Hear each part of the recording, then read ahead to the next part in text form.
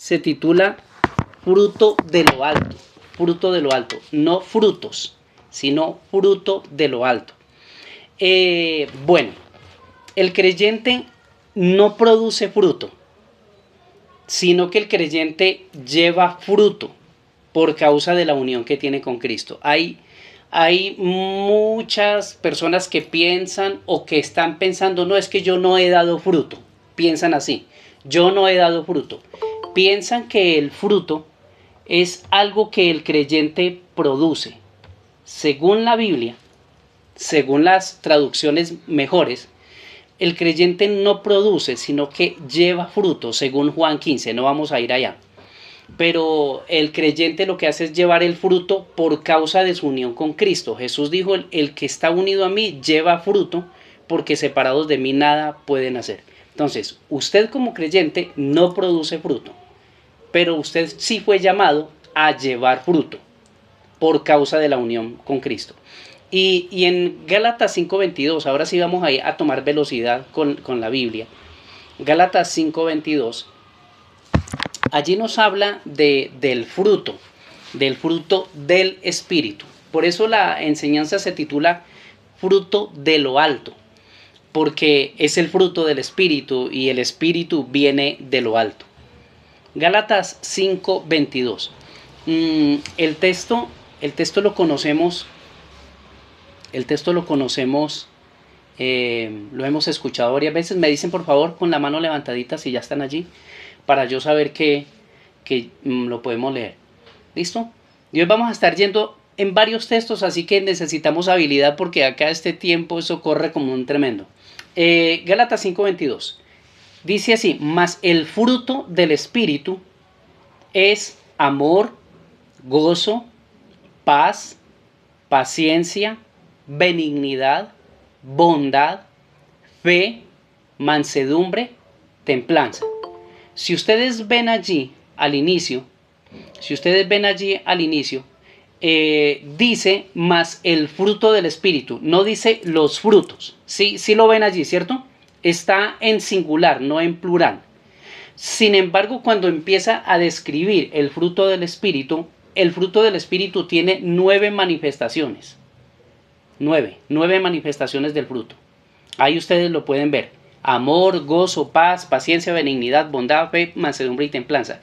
Pero esas 9 virtudes de las que habla allí son expresión de un solo fruto. Por eso hablamos del fruto del Espíritu, no los frutos del Espíritu, sino el fruto. Es un mismo fruto, viene de Dios, lo produce Dios en el creyente y se manifiesta de 9 maneras diferentes, pero es el mismo fruto. Bien, uno podría pensar como los dedos de la mano, ¿verdad? Nosotros no decimos las manos porque hay varios dedos, sino que decimos la mano, pero la mano tiene varios dedos, pero no decimos las manos. ¿Listo? Bueno, entonces, hoy vamos a hablar de 2 expresiones del fruto. Luego en otra enseñanza tomaré otros, pero hoy voy a hablar de 2 que creo que son totalmente necesarias en nuestra vida, y yo creo que más por estos tiempos que vivimos en términos generales. Primero la paciencia y luego la mansedumbre. Ustedes ven ahí en ese capítulo 5 verso 22, ahí habla de esos 2, ¿sí? Paciencia, nombra la paciencia, que es el 1, 2, 3, el cuarto, y nombra la mansedumbre, que es el octavo. Bueno, ¿listo? En la Biblia hay cantidades de textos que hablan acerca de estas 2 virtudes del Espíritu. Estas virtudes, cuando una persona nace de nuevo, estas virtudes son puestas dentro del creyente. Yo quiero que me sigan y me pongan atención en esto, porque a veces hay ideas raras. Usted escucha mucha gente diciendo, Señor, dame paciencia. ¿Cierto que usted ha escuchado gente así? Bueno, la paciencia es un fruto del Espíritu, y cuando usted nació de nuevo, el Espíritu vino a vivir dentro. O sea, que en el espíritu del creyente, de la persona que ha nacido de nuevo, ya está la paciencia y ya está la mansedumbre. Pero como es un fruto, el fruto se desarrolla. Ahora sí lo vamos viendo de la manera apropiada, ¿sí? O sea, ya está. O sea, yo no tendría que decirle al Señor, dame paciencia. No tendría. O dame mansedumbre en este caso.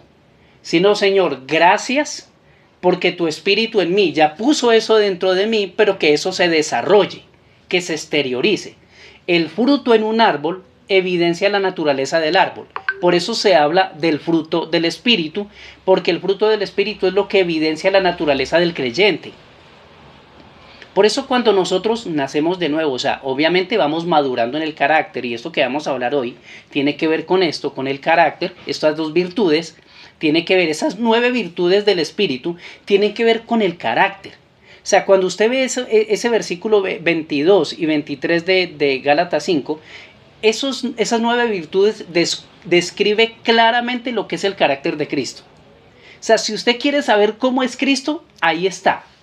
Cristo es amor, es gozo, es paz, es paciencia, es benignidad, es bondad, es fe, es mansedumbre, es templanza. Ese es el carácter de Cristo. Y cuando usted y yo nacimos de nuevo, esas virtudes vinieron dentro del Espíritu que nos fue dado y que vive dentro de nosotros. Entonces, lo que sucede en la medida en que usted y yo más conocemos de Cristo es que ese fruto se desarrolla para ser visible. Pero usted ya tiene eso dentro, ya tiene esa capacidad dentro, ya está. Pero se desarrolla para ser visible. Por eso en un comienzo, en la vida de un creyente, evidentemente si una persona nace de nuevo, tiene un cambio en la vida, es radical, si realmente ha nacido de nuevo. Pero en muchas cosas sigue siendo inmaduro. Cuando conocimos del Señor en muchas cosas seguimos siendo inmaduros, impacientes, intemperantes, bueno, de pronto con un temperamento recio, de pronto intranquilos, bueno, qué sé yo, una cantidad de cosas, pero lo cierto es que en el espíritu ya está la capacidad, ahí estamos bien, ¿sí? Hasta ahí está claro, eso ya está, pero se necesita desarrollarse. Ahora, ¿cómo se desarrolla? Les voy a mencionar 3 cosas de cómo se desarrolla, no solamente estos dos. Hoy vamos a hablar de paciencia y mansedumbre, pero todas estas 9 virtudes del espíritu que ya están dentro, ¿cómo se desarrollan en la vida del creyente? ¿O en qué espacio se desarrollan? Lo primero, la comunión con el Señor. Nosotros aprendemos, o digamos, por ejemplo, llegamos a ser más pacientes y mansos en la medida en que tenemos comunión con el Señor. Es decir, cuando usted lee la palabra, cuando usted ora, cuando usted canta, cuando usted habla en el transporte público o cuando va conduciendo, cuando usted está trabajando y usted habla con el Señor, a través de esa comunión, la comunión privada, la intimidad que llamamos y la comunión todo el día, a través de eso el carácter de Cristo se forma. Ese es el primer elemento. El carácter de Cristo se forma a través de la comunión con Él. Porque el que está entre la miel, algo se le pega. Porque el que se junta con sabios, sabio será. Eso es lo que dice la Biblia. ¿Listo? El segundo espacio o elemento a través del cual se forma el carácter es la comunión con la iglesia. Nosotros, conociendo otros creyentes, nosotros compartiendo con otros creyentes, nosotros muchas veces vamos a aprender lo que realmente es paciencia. Y vamos a aprender muchas veces lo que es mansedumbre, hablando de estas dos virtudes de hoy. Pero la comunión con el Señor, la comunión con la iglesia forma nuestro carácter. Yo sé que acá, digamos por ejemplo ustedes, en algún momento que han tenido reuniones con otros creyentes o interacción con otros creyentes, que es lo normal que pase en nosotros, en algún momento usted ha tenido diferencias con ellos. En algún momento ha tenido desacuerdos. En algún momento alguien ha hecho que a usted no le gustó. En algún momento alguien tomó una actitud o dijo algo que a usted le molestó. O usted puede haber causado eso en la otra persona. Porque en la comunión con la iglesia se forma el carácter. En la comunión con la iglesia aprendemos paciencia y aprendemos mansedumbre. Ya vamos a hablar más de estas 2 virtudes. Pero en la comunión con el Señor, 1, la comunión con la iglesia, 2, ese es el espacio. Y el tercer espacio donde somos formados en el carácter es con las circunstancias. Todo el día usted y yo estamos enfrentando circunstancias, todo el día. Usted puede una mañana levantarse y orar y tener un espacio muy especial con el Señor y cantó y usted experimentó allí la gloria del Señor y usted experimentó el abrazo del Señor y usted dijo, no, maravilloso estar acá, pero usted sale, va al trabajo o se levanta o incluso con su pareja o con sus hijos y empieza a tener tal vez diferencias y empieza a tener ciertas circunstancias y todo el día llega al trabajo y son otras circunstancias y cuestiones económicas que se presentan son otras circunstancias y que no, que le dolió aquí, que le dolió allá, otras circunstancias. Nosotros somos formados en el carácter con las circunstancias porque las circunstancias las enfrentamos todo el día, pero la única manera como esas circunstancias forjan el carácter es cuando tenemos comunión con el Señor y con la iglesia. Bien, hay personas que pueden enfrentar muchas circunstancias en la vida, pero no son formadas en el carácter de Cristo. ¿Por qué? Porque el cimiento de la formación o el fundamento de la formación del carácter es la comunión, la intimidad con el Señor y el ser parte de una iglesia. O sea, una persona que no quiera tener problema con nadie, que no quiera, digamos, ninguna situación adversa, lo único que pueden pasar son dos cosas, que Cristo venga y se lo lleve o que se muera, así de simple. Pero de otra manera, todo el tiempo, usted y yo, vamos a tener que enfrentar circunstancias, desde que nos levantamos hasta que nos acostamos. Entonces, 3 cosas que forman el carácter. La primera, a ver cuál es. ¿Alguno? Comunión con el Señor. Sí, muy bien. La segunda. Comunión con la iglesia. Muy bien. ¿Y la tercera? Circunstancias. Muy bien, listo. Hay otras cosas que pueden formar el carácter, pero principalmente esas 3. Bien, ahora sí vamos a hablar de estas dos virtudes del espíritu, que son ¿cuál? La paciencia y la mansedumbre, ¿verdad? Vamos a hablar de eso. Primero hablemos de la paciencia. Primero hablemos de la paciencia. Esta expresión del fruto es la que faculta, capacita a un hijo de Dios para soportar bajo presión. Quiero hacer esta aclaración. Cuando hablamos del fruto del Espíritu, obviamente esto tiene que ver es con creyentes. La gente sin el Señor, ellos sí pueden decir, Señor, dame paciencia, y ellos piensan que es que la paciencia tiene que venir de afuera hacia adentro. ¿Sí? Ellos tienen esa perspectiva y ellos lo dicen por ciertas razones, y tal vez nosotros también lo hacíamos así. Pero el fruto del Espíritu y esta expresión que es la paciencia tiene que ver es con los hijos de Dios, y esta expresión del fruto faculta a los hijos de Dios, nos faculta para poder soportar bajo presión. Cuando se habla de paciencia tiene que ver con soportar bajo una presión. Y la imagen que siempre lo hablamos, la imagen más clara que puede haber eso es lo que hace una columna en una edificación. Una columna en una edificación está allí. Y si la columna fue bien hecha, esa columna soporta el peso de la edificación, o por lo menos una parte del peso de la edificación.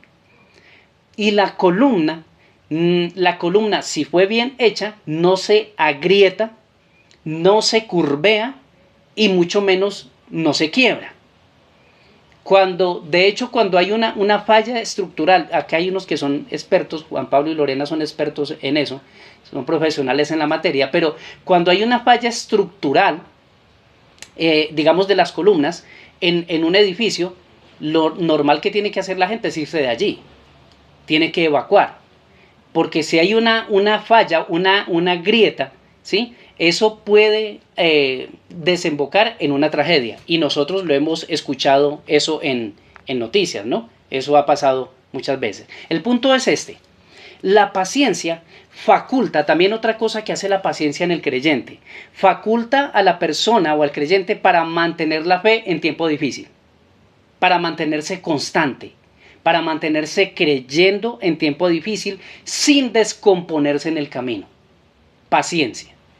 Entonces, de aquí en adelante, si usted tiene la convicción de lo que es, de que es un hijo, una hija de Dios, de aquí en adelante usted no piense, Señor, dame paciencia, sino, Señor, gracias por la paciencia que me diste, pero gracias por formar mi carácter para que esa paciencia se haga notoria.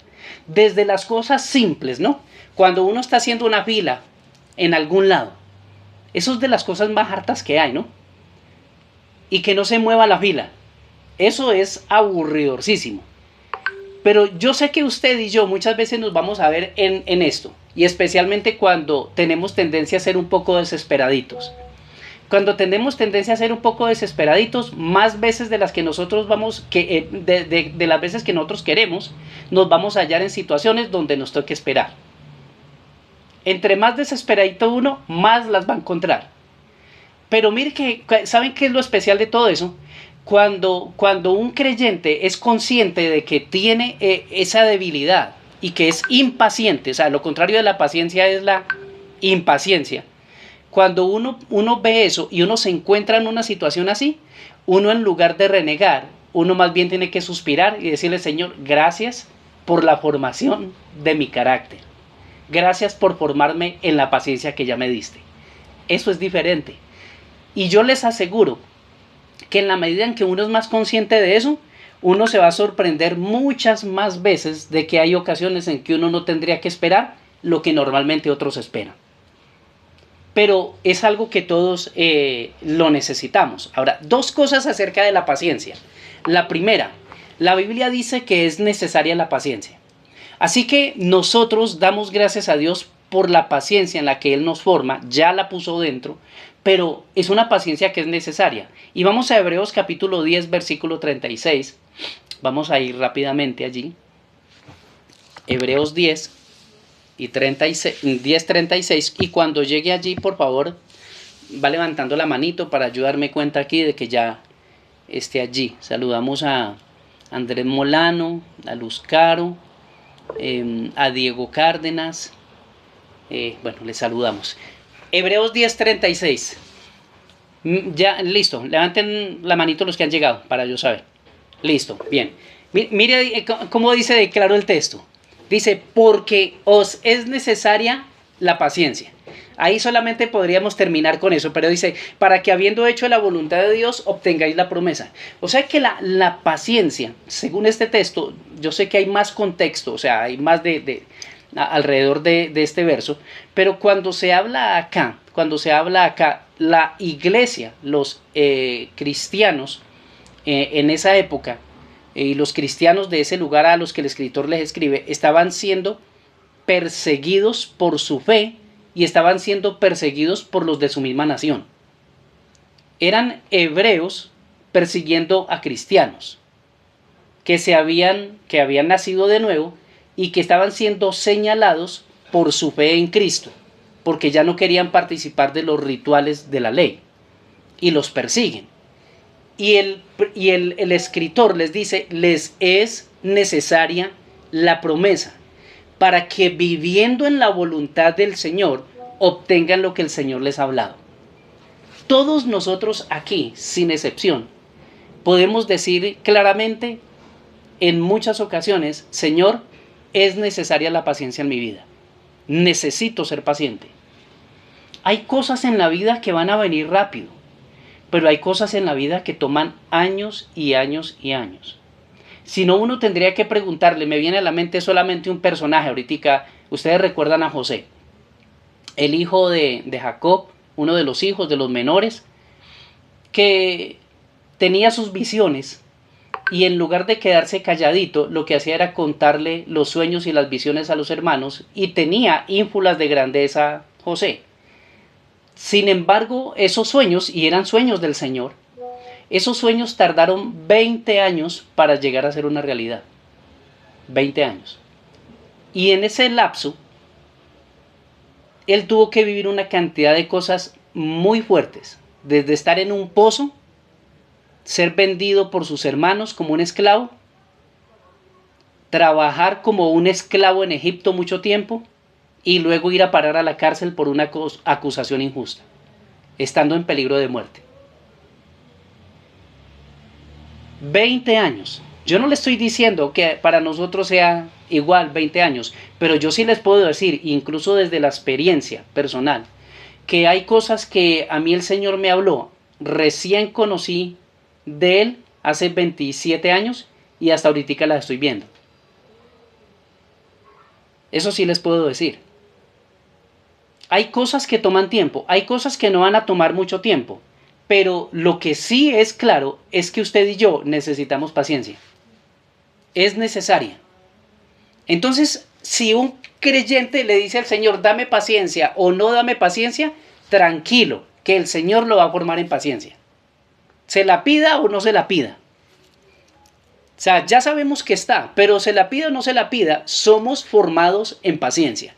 Y si usted y yo advertimos que somos personas impacientes con la gente, que somos muchas veces demasiado exigentes con la gente, que somos demasiado, siempre yo pienso esto y creo que es así, que las personas que son buenas para acosar, son malas para esperar. Las personas, perdón, que son más bien lentas para hacer las cosas, también son malas para esperar.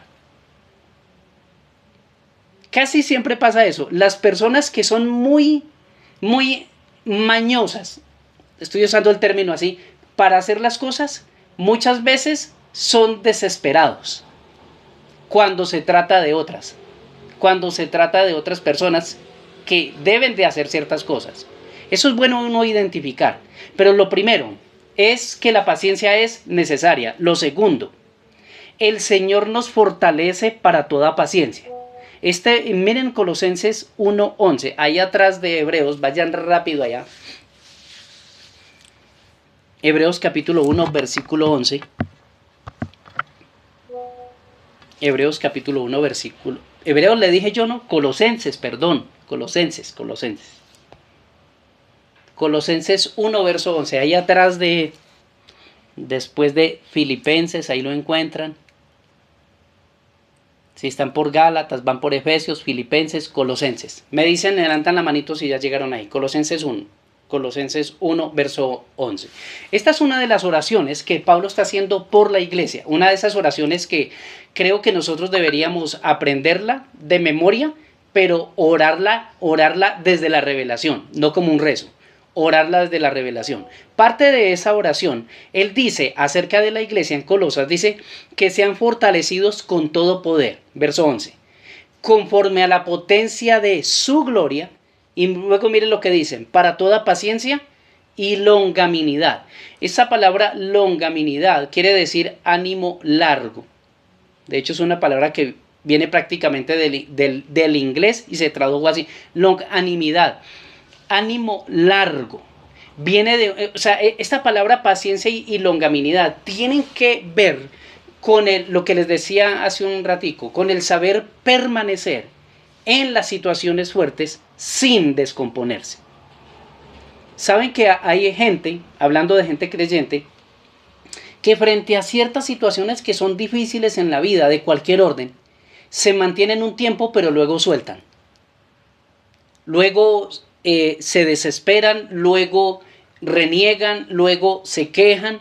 Cuando aquí se habla de saber, de ser fortalecidos con la potencia del Señor para toda paciencia y longanimidad, tiene que ver con mantener un ánimo, con un ánimo elevado, pero un ánimo que es sostenido por el gozo del Señor. El gozo del Señor es nuestra fuerza, ¿cierto? Eso es lo que dice la Escritura. Y aquí no se trata solamente de decir, no, que me toca aguantarme. No, pues hay cristianos que hablan así, de esta manera. No, pues ahí llevándola, o sea, ahí con problemas, pero usted no tiene la culpa. Hay gente que habla así. Ahí arrastrando, casi que van casi como cansados del camino y casi que una pelea ha batallado y casi que se está muriendo. Esto que habla acá en Colosenses 1:11 tiene que ver es con un ánimo sostenido, con un ánimo que es notorio, que es evidente, que aun cuando las personas a su alrededor saben que usted está pasando por una situación difícil, sea la que sea, se nota que esta es una persona que no está ni angustiada, ni desesperada, ni se desquita con nadie, ni se descarga con nadie, sino que usted está realmente reposado. que usted ha soltado todo eso, lo que incertidumbre, lo que sea, en comunión con el Señor, y entonces allí en esa comunión, el fruto, esa expresión del fruto del Espíritu, que es la paciencia, se hace notoria en su vida, se hace evidente. Recordemos que todo esto tiene que ver con la comunión. No es decir, miren, no es el hecho de decir como gente, no es que tengo que ser paciente. Eso no sirve tampoco. No, es que tengo que ser manso, tengo que ser paciente, tengo. Cuando una persona habla así, tengo que, esa persona tiene un pensamiento legalista. Porque todavía piensa que son sus fuerzas, todavía piensa que son sus habilidades, todavía piensa que es él el que lo produce. Entonces por eso cuando hay esa mentalidad es que la gente piensa que ellos son los que producen el fruto. Nosotros no lo producimos, lo llevamos. ¿Dónde lo llevamos? En nuestro espíritu. En nuestro espíritu lo llevamos, pero se desarrolla. ¿Cómo? 3 cosas.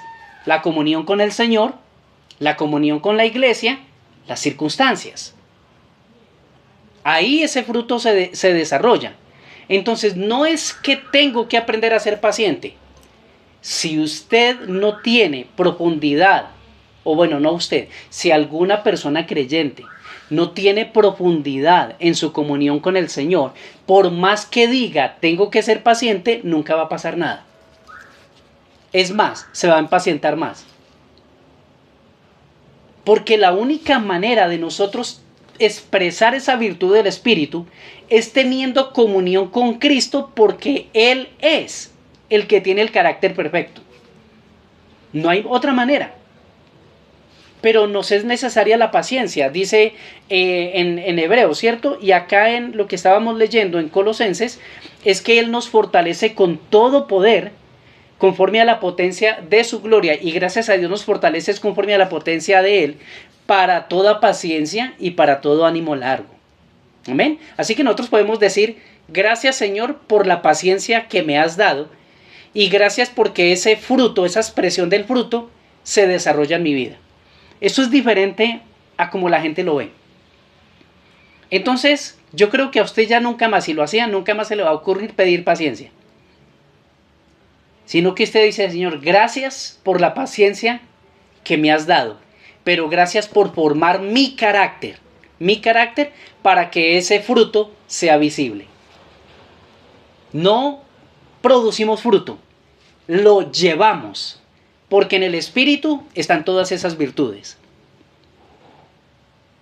En nuestro espíritu recreado, recordemos que están todas las virtudes de Cristo. Esos 9 que vimos al comienzo en Gálatas 5:22, esas 9 virtudes, ese es el carácter de Cristo, y eso usted ya lo tiene en su espíritu. Lo que pasa es que necesita ser llevado desde el espíritu hasta su alma y luego ser expresado a través de su cuerpo. Pero ya lo tenemos. Bien, ahora vamos a ver la segunda, en estos minutos que me quedan, mansedumbre.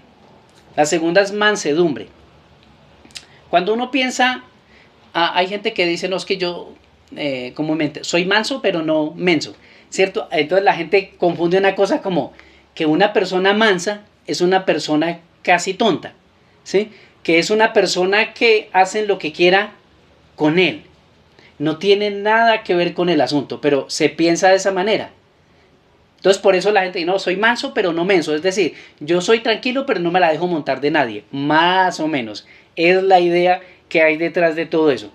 Pero la mansedumbre, ¿qué es? Mire, la mansedumbre es la virtud de no reaccionar ásperamente cuando se ha sido ofendido. O cuando se han traspasado los límites, o que uno lo percibe, ¿no?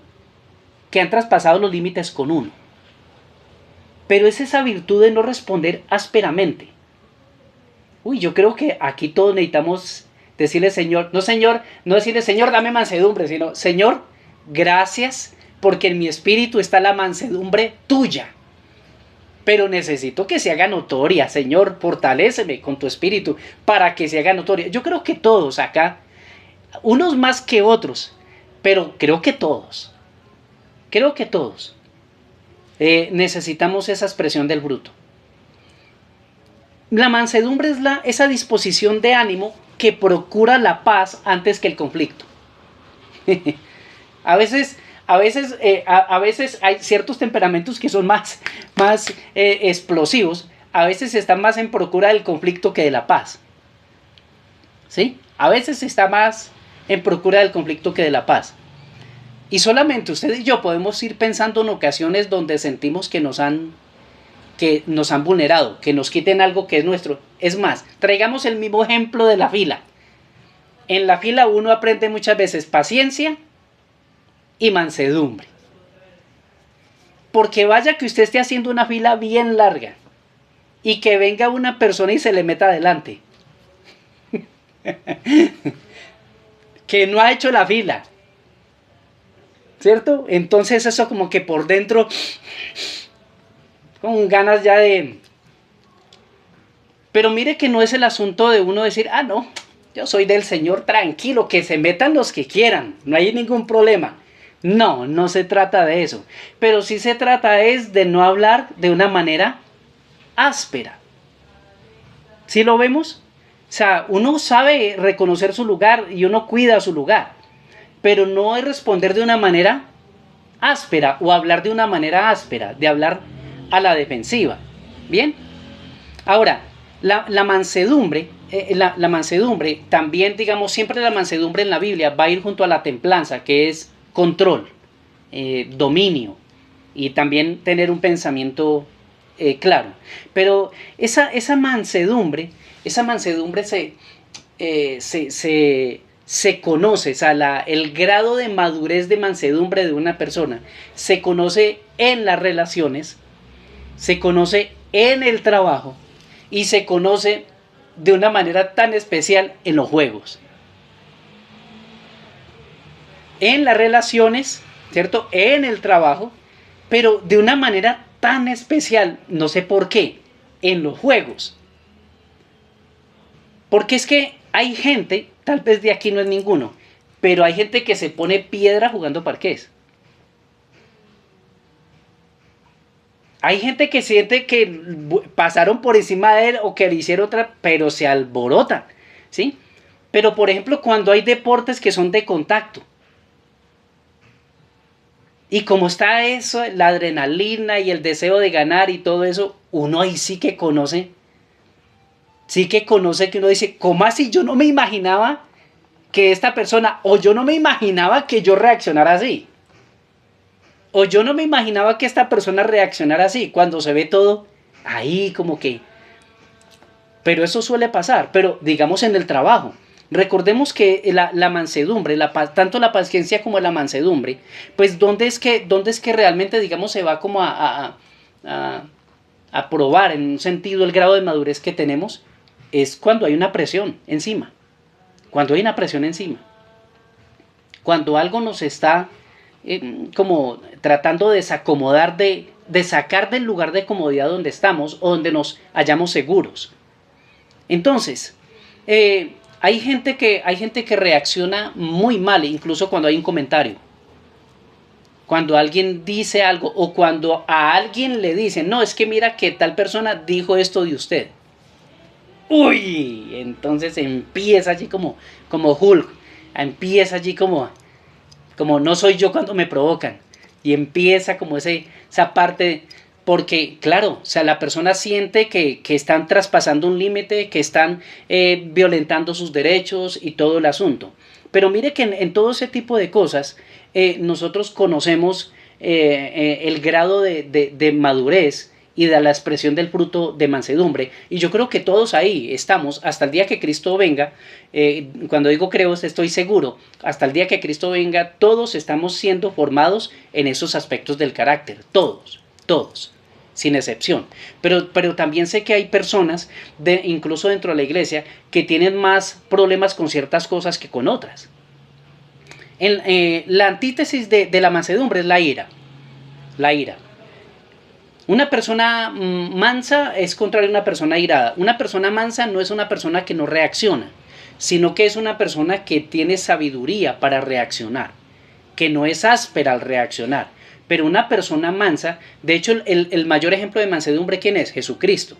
En el Antiguo Testamento había un hombre que se dice, Moisés, que era el hombre más manso sobre la tierra. Obviamente el hombre más manso sobre la tierra es Jesucristo. En el Antiguo Testamento, antes de que Cristo viniera, era Moisés. Y cuando usted ve la historia de Moisés, realmente se da cuenta que hombre tan manso, impresionante. Pero usted muchas veces ve a Moisés saliéndose de los chiros. Y la Biblia dice que era el hombre más manso sobre la tierra. Hasta que vino Jesús. Jesús es el hombre más manso que pisó la tierra. Él como humano fue el hombre más manso. Ya ahorita vamos a mirar algunos textos. Pero por ejemplo, ustedes recuerdan, si ustedes saben, ustedes ven a Jesús un día haciendo un látigo y sacando a la gente del templo, dándole el látigo a lo que cogiera. A lo que cogiera. No era solamente a los animales, no era solamente que estaba volteando las mesas, sino que a lo que alcanzara. Yo creo que a más de uno le pegó por ahí en la espalda, lo calentó. Yo creo que eso pasó. Y Jesús dice el texto, dice, el celo de tu casa me consume, dice, para que se cumpliera la escritura cuando dice el celo de tu casa me consume. Y Jesús dice, yo creo que levantó la voz muy fuerte y dice, ustedes han convertido la casa de mi padre en una cueva de ladrones, y los sacó de allí. ¿Y sabe qué dice la Biblia? Es el hombre más manso. Jesús dijo esto en Mateo 11:28, me adelanto porque el tiempo se me va a ir, pero Jesús dijo esto, aprendan de mí que soy manso y humilde de corazón. Y entonces eso le da facultad a José Luis o a Vivian o a Mónica para coger un surriago y sacar a unas personas cuando estén haciendo algo indebido. Claro que no, porque es que a él sí le correspondía. El templo era para adorarlo a él. Él era el dueño del templo. El templo se hacía en honor a él, que la gente no lo reconoció es una cosa diferente. Pero el templo era para adorar a Dios, y Dios mismo se hizo hombre. Él sí tenía toda la autoridad y todo el derecho para hacerlo. Muchas veces nosotros podemos tratar de armar unos látigos para darle a alguien, pero uno tiene que mirar bien el asunto, cómo es el corazón de uno y qué es lo que realmente está pasando con uno. Muchas veces uno tiene que hacer, Jesús por ejemplo, muchas veces él cayó, dice que enmudeció cuando lo juzgaron, cuando fue juzgado por los sacerdotes judíos, cuando fue juzgado por Pilato, cuando fue juzgado por el Padre en la cruz. Jesús cayó, enmudeció, no abrió su boca, él no se defendió. Hay ocasiones y uno necesita, digamos, incluso en todo eso discernir. Pero bueno, vuelvo acá al texto porque me fui un poco a lo que estaba yendo. La antítesis de la mansedumbre es la ira. Y solamente le menciono estos dos textos porque por tiempo no los vamos a buscar. Pero le menciono esto que habla acerca de la ira en Proverbios. Proverbios está lleno de versículos que hablan acerca de la ira. Proverbios 16:32 dice esto. Mejor es el que tardan en airarse que el fuerte, y el que se enseñorea de su espíritu que el que toma una ciudad. Yo se lo dejo ahí para que usted luego lo busque. Eso es Proverbios 16:32. Pero ¿sabe qué está diciendo este texto? Que es más valiente y se requiere más dominio una persona que controla sus emociones cuando percibe que se está irando. Se requiere más valor. Se requiere más valentía, dominio, controlar el espíritu que tomar una ciudad. Eso es lo que está diciendo el texto. Básicamente está diciendo esto. Es más valiente el que controla sus emociones que el que es capaz de tomar una ciudad. En esa época, recordemos que era la época de la conquista. Pero habían conquistadores que eran supremamente violentos y acababan con todo. Y él dice, es mejor el que toma control de sus emociones y el que no se aira, es más valiente que el que toma una ciudad y acaba con todo. Otro proverbio, 29:22, Proverbios 29:22 dice, el hombre iracundo levanta contiendas y el furioso muchas veces peca. Es lo contrario a la mansedumbre. Si ustedes conocen, tal vez ha conocido, tal vez está rodeado, algunos, de personas que por cualquier cosita, son un tote completo. Son personas que no tienen capacidad de aguante de nada. Son personas que se enojan, pero de una manera impresionante con cosas tan simples, tan pequeñas.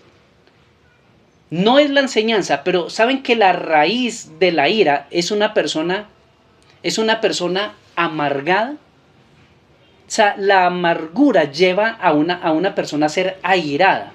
Y la amargura viene de la frustración. La frustración produce amargura y la amargura produce ira. Cuando una persona es furiosa, se enoja muy fácilmente, esa persona está amargada y está amargada porque está decepcionada o está frustrada. En algún momento algo le sucedió bien fuerte. Yo sé que aquí hay unas personas que somos de un temperamento un poco más fuerte que otros. Ese no es el asunto. El asunto es que hay personas que fácilmente explotan, los cierran en la calle, en la vía, y de una se bajas a pelear. Y ese tipo de personas casi nunca consideran que ellos son los que pueden estar equivocados. Casi nunca lo consideran. Porque siempre lo están viendo en las otras personas. Pero miren, la mansedumbre, dos cosas hablando de la mansedumbre. Lo primero, la mansedumbre nos guarda de dolores y de pérdidas. La mansedumbre nos guarda de dolores y pérdidas.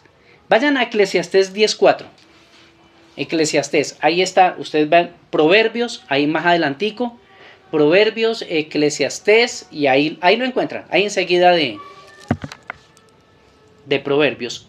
Eclesiastés capítulo 10, versículo 4. Ustedes saben que Eclesiastés fue escrito por la misma persona que Proverbios, ¿verdad? Por el rey Salomón. Entonces mire, él era un rey, y mire lo que él escribe. Eclesiastés 10:4, ¿estamos ahí? ¿Estamos ahí? 10:4 dice, si el espíritu del príncipe se exalta contra ti, no dejes tu lugar, porque la mansedumbre hará cesar grandes ofensas. Entonces hágase rápidamente la imagen. Es un rey, el príncipe, el heredero del trono, tiene poder, tiene autoridad, ¿sí? En esa época, ustedes lo han visto en películas, la persona que se ponía en contra del rey, si al rey le daba la gana, lo mandaba a matar, punto. Así fuera un capricho del rey, lo mandaba a matar. Y si le molestaba lo que la persona decía, o replicaba algo de lo del rey, si quería, lo mandaba a matar.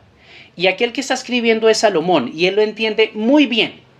Y dice, si el espíritu del príncipe o del gobernante se exalta contra ti, no dejes tu lugar. ¿Sabe qué le está diciendo? Mantenga el lugar que le corresponde. Recordemos la enseñanza de tiempo y lugar. Recuerde el lugar, dice, porque la mansedumbre hará cesar grandes ofensas. Es decir, cuando usted, esto es importante para la vida, cuando usted se sienta ofendido por una persona que en algún sentido está en una posición más elevada, siempre todos nosotros tenemos, a todo el tiempo hay que cuidar cómo reaccionamos. Pero cuando nosotros aprendemos a reconocer el lugar de las personas y nosotros no reaccionamos de una manera áspera a lo que la persona dice, sino que hablamos con sensatez, aunque nos hayan ofendido, que hablamos de una manera calmada, aun cuando nos hayan ofendido, y aun cuando nosotros sepamos que tenemos la razón. Pero si uno no entra en altanerías, entonces va a cesar la ofensa. En otras palabras, la mansedumbre nos guarda de dolores y nos guarda de pérdidas. ¿Cuántas cosas? Yo sé que todos, tal vez unos más, otros menos, pero ¿cuántas veces nosotros no hemos perdido algo por una reacción equivocada con una persona que no teníamos por qué reaccionar así? Aún cuando nosotros pensamos tener la razón. Porque es que es cierto que a todos nos da, digamos, en cierto momento de defender nuestra posición y defender nuestro lugar. Pero saben que hay muchas veces que nosotros lo que tenemos que hacer es quedar callados.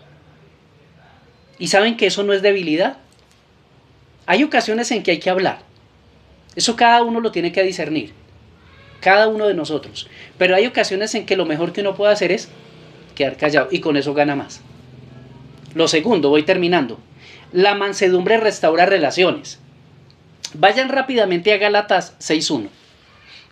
Me quedan 6 minuticos nomás de enseñanza. Se me fue muy rápido el tiempo hoy. Gálatas 6.1, me levantan la manito cuando estén allí. Muy bien. Por acá espero los otros. Listo. Gálatas 6.1. Dale cuidado, este texto es muy especial para eso que estamos hablando. Todos. Pero miren esto en cuanto a las relaciones. La mansedumbre restaura relaciones. Gálatas 6.1. Hermanos, si alguno fuere sorprendido en alguna falta, vosotros que sois espirituales. ¿A quién les está hablando?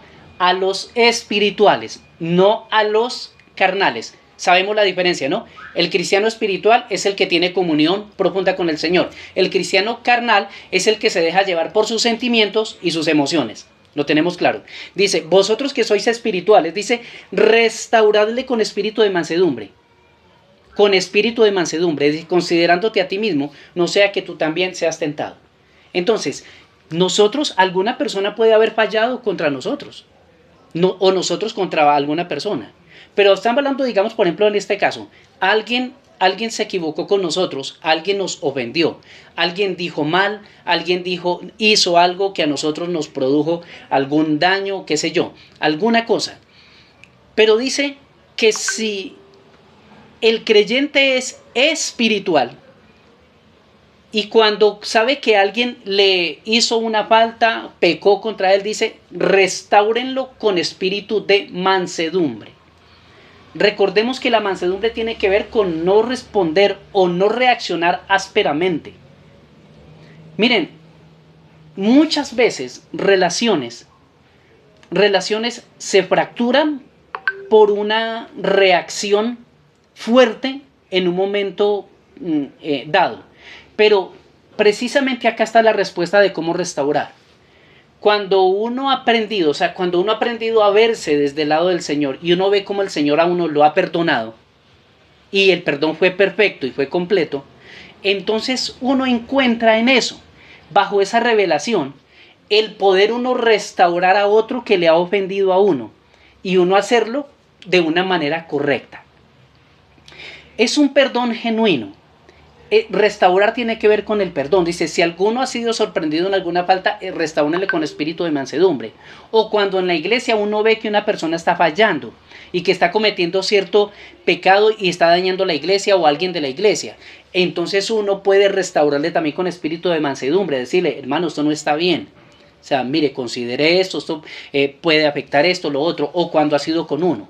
Pero aquí el punto es que para la restauración de una relación, se necesita un corazón manso. O sea, con personas ásperas no puede haber restauración de una relación. La aspereza no sirve para restaurar. Lo de los proverbios, la blanda respuesta quita la ira, pero la palabra áspera dice, hace subir el furor, pero la respuesta tranquila quita la ira. La respuesta calma quita la ira. Pero cuando se habla ásperamente se sube el furor. Y esto es para los espirituales, porque solamente una persona espiritual puede fluir en mansedumbre. Eso no es para todos. Pero si usted ha nacido de nuevo, usted tiene eso dentro. Recordemos esto. Usted lleva eso dentro. Usted tiene el fruto del Espíritu dentro porque Cristo lo habita, porque el Espíritu lo habita, pero el fruto se desarrolla. El fruto se forma, se expresa. Y recordemos que hay 3 elementos que hacen que nosotros maduremos: la comunión con el Señor, la comunión con la iglesia, las circunstancias. Bien, termino con eso, que el tiempo se nos fue. Jesucristo dijo, aprendan de mí,